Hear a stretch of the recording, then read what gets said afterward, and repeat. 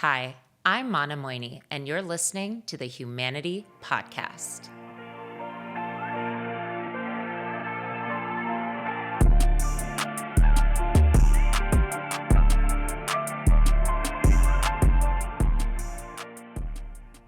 Hey guys, thank you for being here. I'm your host, Mana Moini.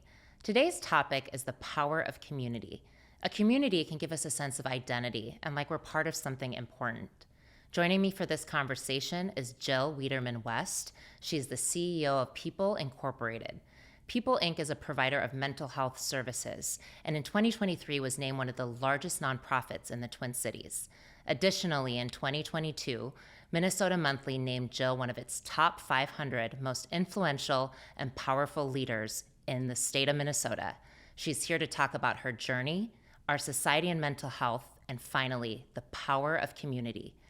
Let's go ahead and get started.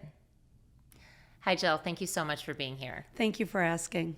How did you end up in this nonprofit mental health space? It isn't probably the best way to talk about a 30-plus year career, but I've been fortunate to end up where I'm supposed to be. I've always been drawn to sort of the helping areas of a career path and certainly the helping field. But I think I've worked in both for-profit and non-for-profit, and this last movement that landed me at People Incorporated was both. I had worked for nonprofits and for for-profits, and this was the first time that I'd ever been this deep in a community-based entity.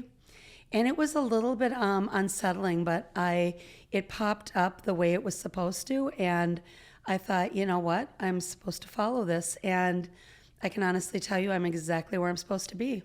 Wow. Can you tell us a little bit about what People Incorporated does?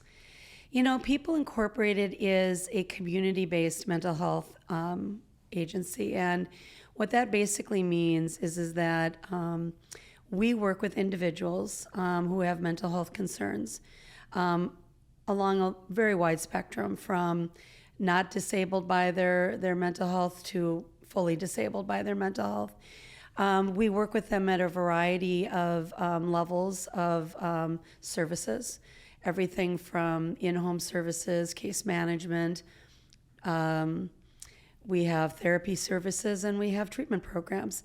And our charitable mission really is working with individuals that are experiencing mental health concerns and have a lot of barriers. They're the individuals that have a lot of the barriers that prevent them from accessing the services and care that they need. What role do you think community plays with what People Incorporated does, but also with mental health in general? Oh, it's a huge piece. I really believe, and looking at what we've done at People Incorporated, we're very committed to community. The kinds of things that we need to do to create better mental wellness in our communities, in our states, in our country, can't come from one place. It has to come from all of us sort of coming together and moving things a little bit at a time and just modeling how it is that we want to see our movement. And community is essentially how you do that. A conversation like the one that we're having right now. When we talk about community, or we talk about mental health, or we talk about anything, the more we talk about it, even if we don't see things the same way, even if we're diametrically opposed to one another in the way that we see things, the conversation binds us. It binds us in a way that says, you know what, we both want to see change, or we both want to see opportunity. And that is what community is all about. And in the mental health community, it's very important because the people we work with have so many things that create barriers for their wellness, but also contributed to where they are. Trauma, food insecurity, housing insecurity, so many of those social determinant of health areas. And the whole idea is conversations that help us to figure out how do we start to break through those barriers and make sure that there's equity in all the things that we need to have equity in. And healthcare is one of them. That's right. In terms of mental health, I think there's this perception of what that looks like. Can you talk a little bit about that? Well, one of the things that we always say, and I think is very true, is we all have mental health. For some of us, that mental health might be, gosh, I'm struggling in the job I'm in, and I'm not as happy as I thought I would be, and so maybe every day is a little bit of a slog to get through. It might be, losing a person or a pet, or in the last several years, just watching the news feed and just going, wow, this is the world I live in, So it can be things that we manage really well.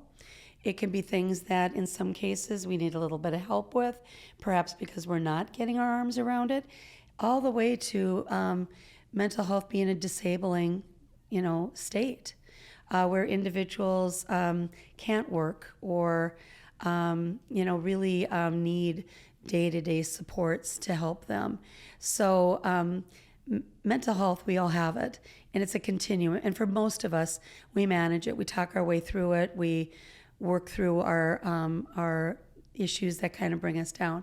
But for many people, we need to take the next step and maybe talk to a therapist or get some medication assistance. And for a number of people, it's on the far end of the spectrum where those individuals are truly disabled by their illness. So it's everything. Thank you for shining light on that, because like I said, I do think people have a perception of what it looks like, but really we all probably deal with it to a certain extent. Over the last couple of years, I think we can all agree that there's been a rise in mental health. Can you talk a little bit about what you guys have seen, and if there's a certain type of mental health, like anxiety or what it might be, that's really been on the rise coming out of the pandemic and just the isolation we all kind of went through? Sure. Well, some of the areas that we see most frequently sort of as a mental health complaint for individuals is, anxiety and depression, right? And, again, at a lower level, that's sort of, it's me watching the news feed in 2020 and just thinking, oh my goodness, this is the world we live in. What are we going to do? And trying to work through that myself and being able to have the tools to manage that myself. But for many people, kids, certainly for a lot of adults, what 2020 and 2021 in particular did was it created this isolation. And the isolation was necessary to some degree because of the pandemic, but it also got worse because of all of the other things that were going on. And that isolation is perhaps one of the biggest factors to someone who isn't feeling well, feeling worse. Because we need each other. We need support. We need community. We need to feel comfortable and safe and joyful about going to work out or seeing our friends for breakfast or just going to the dry cleaners and dropping off our dry cleaning. And we really kind of moved into a state where I think the isolation became very endemic, just like, COVID. And then we added to that with a lot of fear, a lot of anxiety around not knowing how to kind of navigate this new space that we were all finding ourselves in. It goes back to that whole idea of community and building community. You can look almost anywhere in all kinds of ancient texts and writings and philosophies, and community is a common element of every single area you look at. And it's because we need each other. Would you argue that community helps minimize a sense of loneliness, which is probably a part of many mental illnesses? Oh, absolutely. It's, if you think about, rumination, right? I've got something on my mind. It's really, really bothering me. And left to my own thoughts in my own head, it just spins and it just continues to spin. Well, that is really kind of a form of anxiety, right? And I just continue to kind of manage that, and maybe I don't manage it as well. When we are isolated, when we aren't part of me having a conversation with you, or me just saying hi to someone that I am walking by that on the street, or whatever it might be, we start to find ourselves so much in our own space that there's no balance. That all we have is what's going on in our own heads. When we find community, we not only find other people, but we find other thoughts, we find other conversations. We can support people who are struggling with other things instead of always thinking about sort of what we're struggling with. It allows us to really balance our ability to identify our wholeness. And without it, we get desperately inside of our own heads. And ultimately, it does have some pathology associated with it over a long period of time. We really saw that play out during COVID. How do we ask for help? Just the same way you kind of just did. I need help. I think that's one of the hardest things for people to do. Mental health in particular has been very stigmatized for so long. And the more we realize we all have mental health, I think we're more likely to be able to ask for help. But it's that hard. It's the hardest part. It's like, asking a friend to help you move. You're like, oh, I want to help, but I want to ask them for help, but it's kind of an imposition. Well, we do the same thing to ourselves with our own mental wellness. It's good to see you. Oh, thank you so much for inviting me over to chat today. I'm really glad that I'm here, and I hope that this isn't imposing, but gosh, I really need somebody to talk to. I've got some stuff going on, and I think you'd be a great sounding board. Or thanks for just inviting me over to chat, because I've got some stuff going on, and boy, do I just need to focus on something else. Those little things can be so freeing for individuals that are struggling, but it's hard because society tells us don't be vulnerable, don't act vulnerable, don't acknowledge any of that vulnerability. I think the last few years have moved the needle on that a little bit, and I think people are more willing to acknowledge some of their frailty. So on the flip side of that, how do we make sure, because you can be consumed in your own thoughts all day. How do we make sure we're taking the time to check in on the people in our lives? I think you don't want it to feel like work, but I think to some degree it's kind of like a routine, right? If you have special people in your life that you naturally don't necessarily need to have a conversation with every day, but you just want to make sure, hey, Dad, how's it going? Are you okay? Everything good? We need to do the same thing with, all the people in our lives. We need to kind of make it routine to, not call every day, but just check in on a regular basis to the people that are important to us. And, when somebody's going through something, you're much more apt to say, hey, let's get together for dinner on Saturday night. It's been a while. So we need to do the same thing with a phone call, an email, a text message, whatever it takes, just to make sure. Because honestly, when we're checking in on others and knowing that people in our sphere are doing okay, it's good for us as well. Right. It almost opens up that conversation. It opens up the conversation, and it gives us a sense of not being alone. It gives us a sense of knowing that we have that sort of sphere around us that is active, and we're all there for each other. Do you think, all of that being said, the thing you said around, people not being comfortable bringing it up, do you think there's still a stigma around mental health, or has it gotten a little bit better over the last few years as social media talks about it and people are more open, celebrities, whoever it might be, with their issues? Do you think there's a stigma, and has it gotten better? Well, I think there's still a stigma, and I think there'll always be a stigma because there's so much misinformation out there. You know, when you say to someone, well, so-and-so lives with a mental health condition, they immediately go to the worst case scenario they've ever seen, which is someone ranting and raving, on Nicollet Mall, and, they assume that that's what you mean. And again, this is a spectrum. We all have mental health. It's just we're in different places on it. I think there'll always be a stigma because there'll always be misinformation, but I do truly believe that it's gotten a lot better in the last few years. We've all been through something in the last few years that I think for most of us, we never imagined we were going to ever experience in our lifetimes. And in some ways, that's horrible because it's a lot, right? Unprecedented social unrest, unprecedented, sort of political unrest, a worldwide, pandemic, and just the opening up of the door that is more comfortable for most people to leave closed, right? And all of that happened, and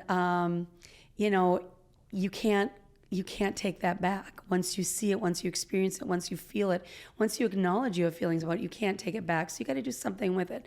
And I do think that we're still trying to figure that out, but I do think it has helped individuals become a little bit more willing to acknowledge mental wellness.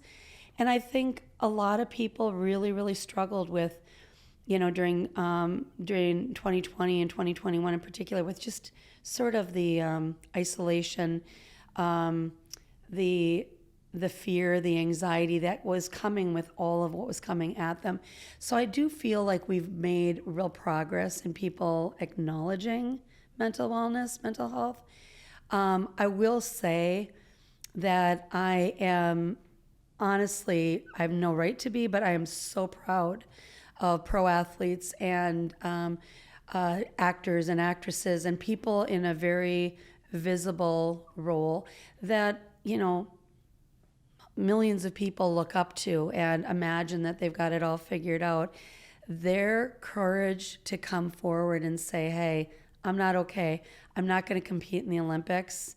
I'm pulling myself out because I need to prioritize my mental health. These are so powerful, so potent, because we look to these people and we go, oh my God, they've got to figure it out.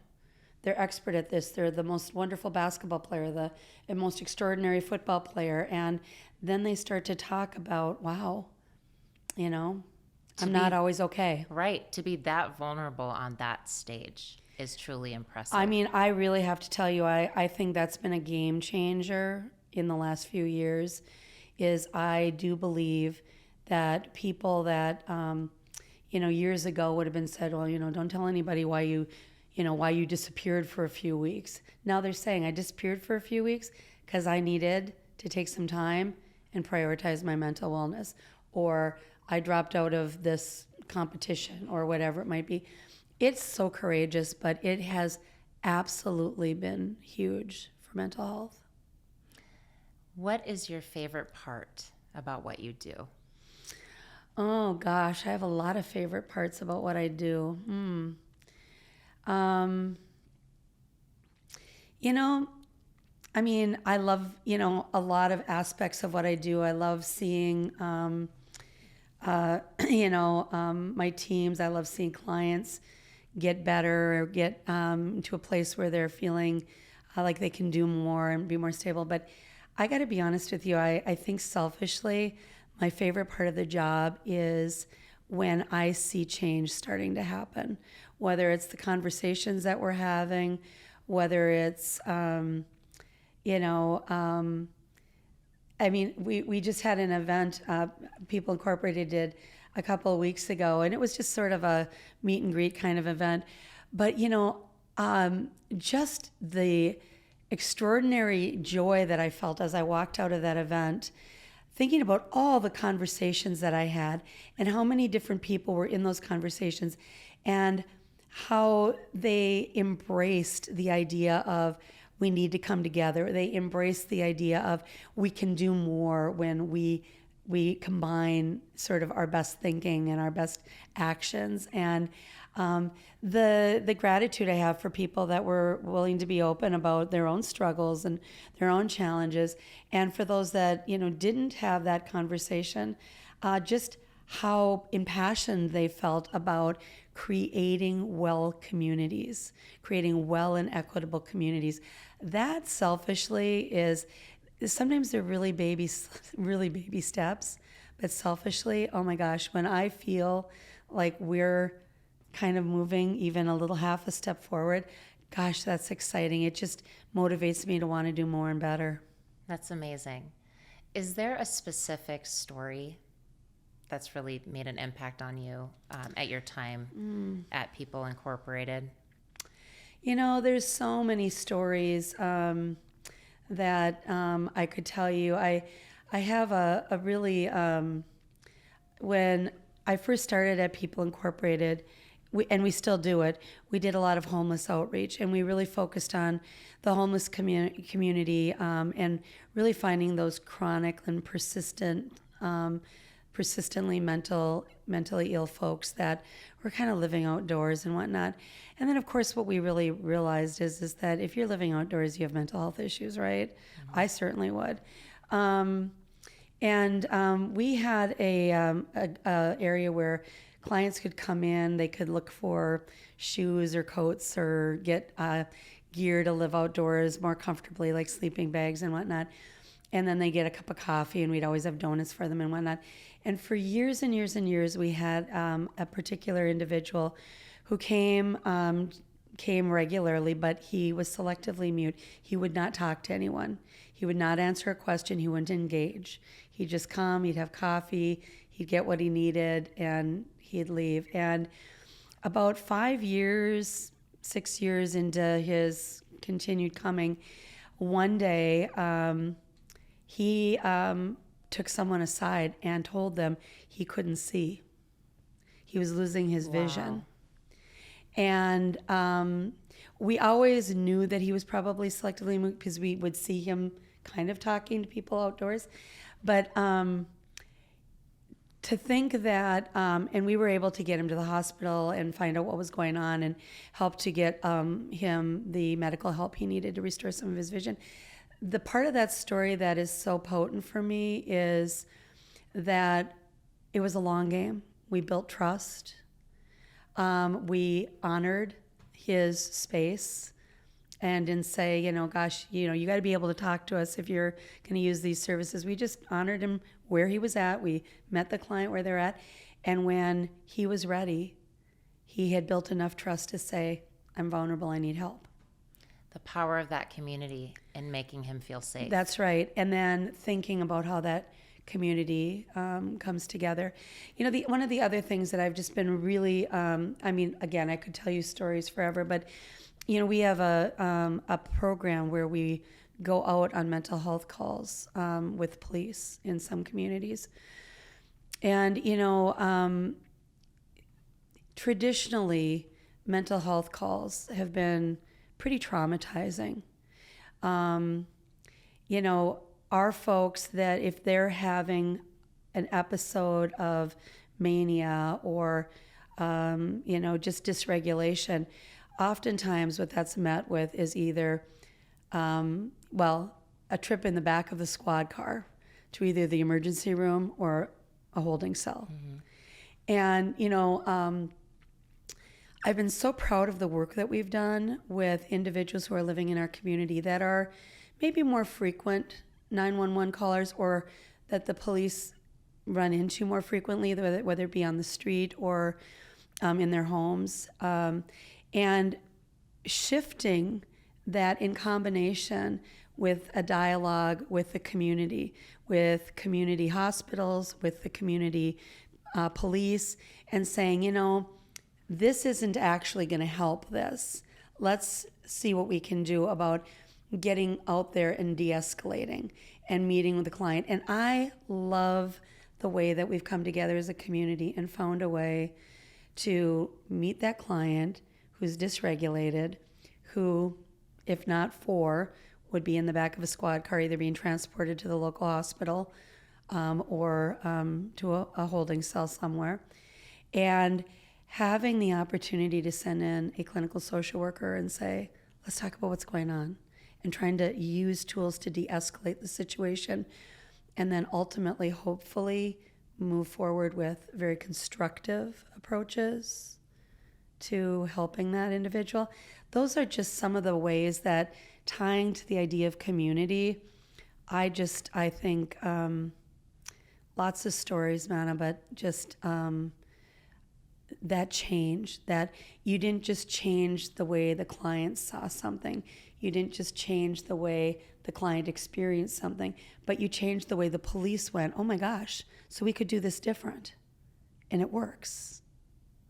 I think one of the things we've actually talked about on a couple episodes that we've filmed now is that power of understanding why someone is being the way that they are. Yeah. Why something is happening, like understanding before we jump to a conclusion or pull back. It's like we can be more helpful and be more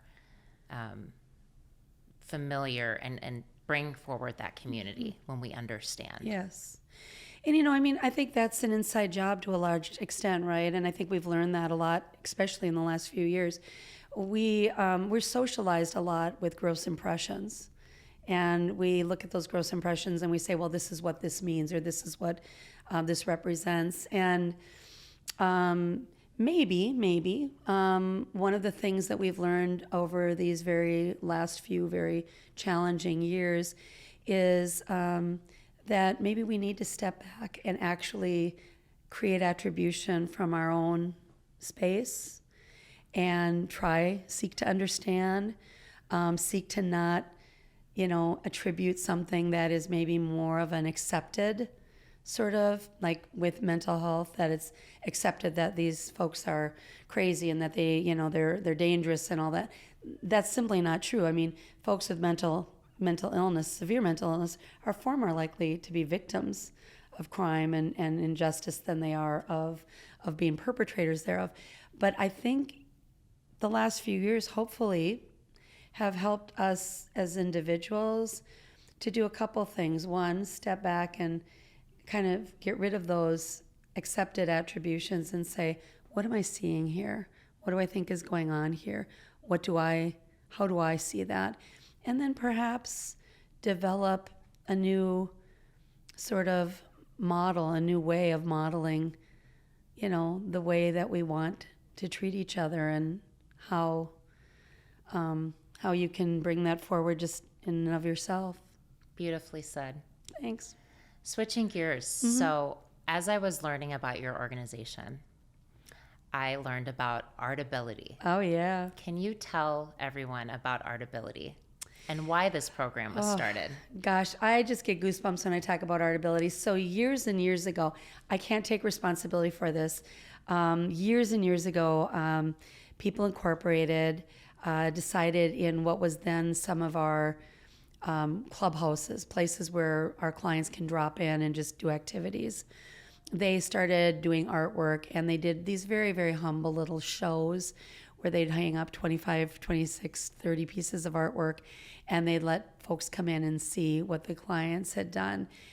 Over the years, this program has grown exponentially, and so what we now do is Artability. Artability is a couple of different things. Artability, in terms of how it creates art, is happening in our programs. In our programs, we use art as a complementary therapy. Oftentimes, we work with individuals who particularly have individuals who have a lot of trauma, and it's very difficult sometimes for them to articulate sort of where they're at and what's going on for them. But they do really well in art, either maybe journaling it, cutting words out of a magazine to kind of put together a dialogue or a narrative, or creating art that sort of creates a space where I'm building something visual that tells you a little bit about where I'm at. So we do that. We also offer, through generous donors that give us a lot of support to do this, we we do workshops across the metro area, and they're free. Anyone that wants to come to a workshop that lives with mental health related concerns, they don't have to bring us any paperwork or tell us what that is. All they have to know is that the workshops are for individuals who are struggling with mental health. And they just show up. We have all of the art supplies. There's different things. We do, oils. We do journaling. We do some, watercolor. All the workshops are a little bit different. You can go right on our website and sign up for them. And then we have a teaching artist that runs those workshops. And then the other side of it is once a year at the end of October, we put on a proper art show, and we call it the Artability Art Show and Sale. And we do a call out in the summer to all the people that went to our workshops, all the people that created work in programs, and ask them if they want to submit any of their work for sale and showing. And we do a 2-day art show where we hang up 300 to 400 pieces of art. And when people come to the art show, if they buy that art, then the recipient or the person that the artist put the art in the show gets basically 80% of the proceeds from that art sale. We use the other 20% to create more supplies, to do more art workshops, and continue to do the sale and show. It is, if you've never been, I encourage you to put it on your calendar for next October. It is a night that is an incredible equalizer. You have individuals that wake up every day with a lot of baggage, a lot of challenge, depression, anxiety, trauma, all kinds of things. On opening night, while we're passing hors d'oeuvres and people are walking and looking at art, they're an artist. Just for that moment, they're an artist. And it is absolutely chilling how exciting it is and how joyful it is. It's wonderful. And what's the saying? Art is the highest form of expression. Oh. So that's really beautiful. Yeah, it's beautiful. I have to ask you, for people who are feeling overwhelmed, or they're having a feeling, or they're having anxiety, whatever it might be, what are some tips and tricks that you would suggest?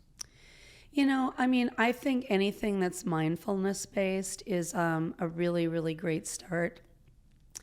A lot of folks think that mindfulness is about meditation, and meditation is certainly a thing that you can do under that mindfulness heading.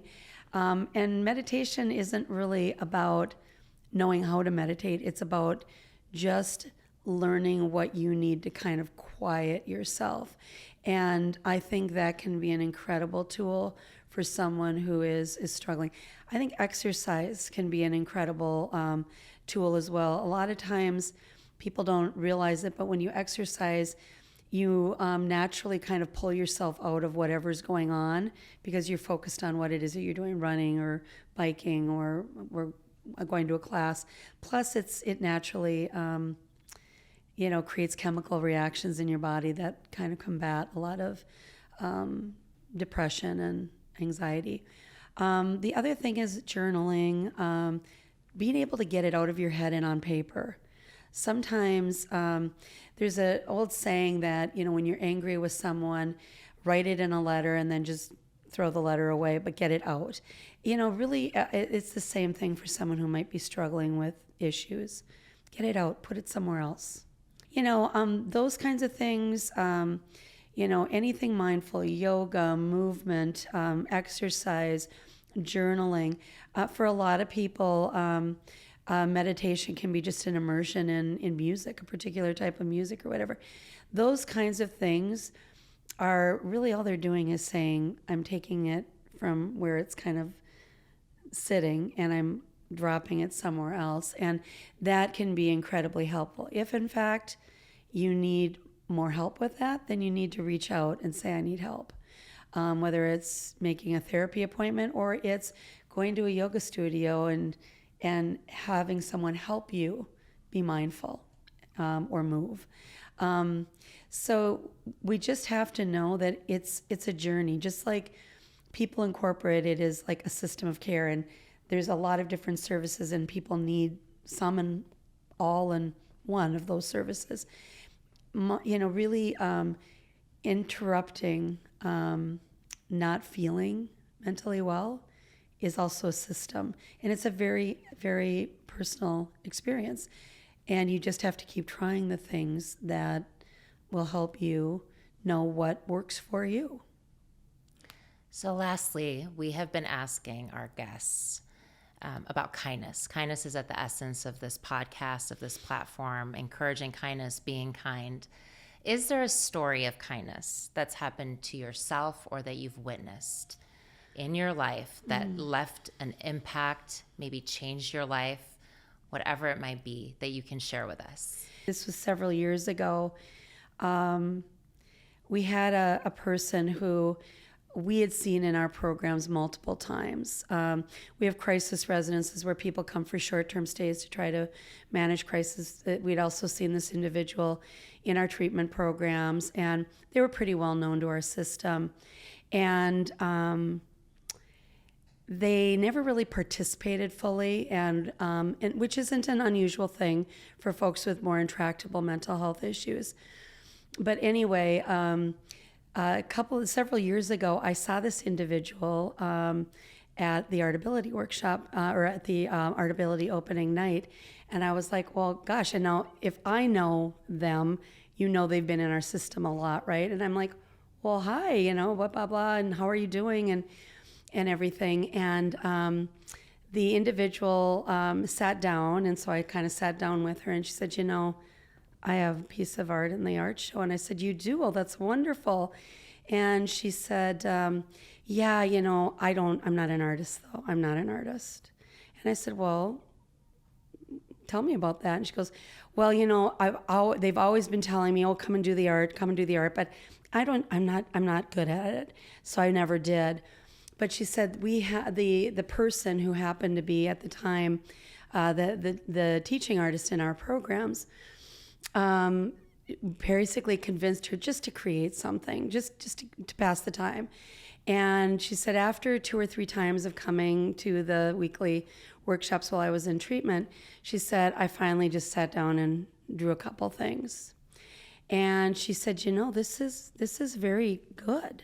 Tell me what you were thinking. And she said she asked me what I was thinking when I drew it and why I drew it that way. And she said it was really interesting. And she said, I still didn't think it was very good. But she said, we have an art show coming up. I think you should put it in the art show and come to the art show as an artist. It would be really great for your care. It would be really great as you're getting out of treatment.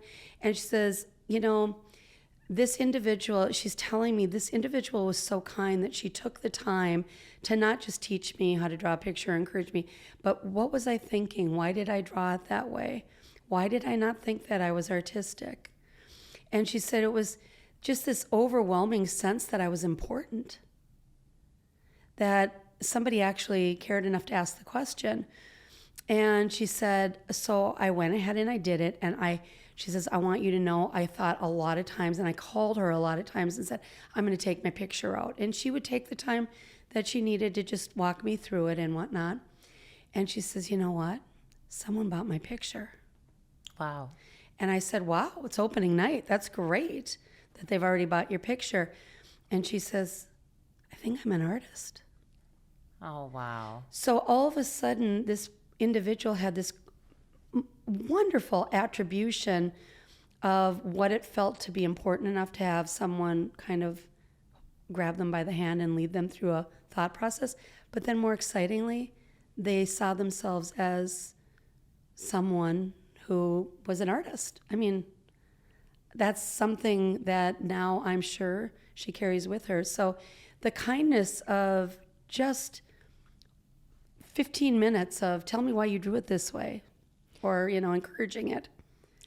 I think feeling seen is one of the most powerful things. And that's what I hear in that story. Oh, yeah. So taking an extra couple minutes and asking someone how they're doing and really meaning it, right? Like we say that a lot. How are you? Yep. In passing. And it's like, take a minute, take the time, just like you did being here today. Jill, thank you so much. Well, thank you for being so vulnerable and real and caring and kind and genuine. This is just so invaluable for everybody. So, well, thank you for your kind words. They lighten my load through the day. It's really wonderful what you're doing. I mean, forging these conversations just makes us healthier. Thank you so much. Thank you. I want to leave the listeners with this. If we don't have community, then what do we have? If a community functions properly, it can be a place where we feel accepted and where we feel seen. Together, we are better. Thank you for being here.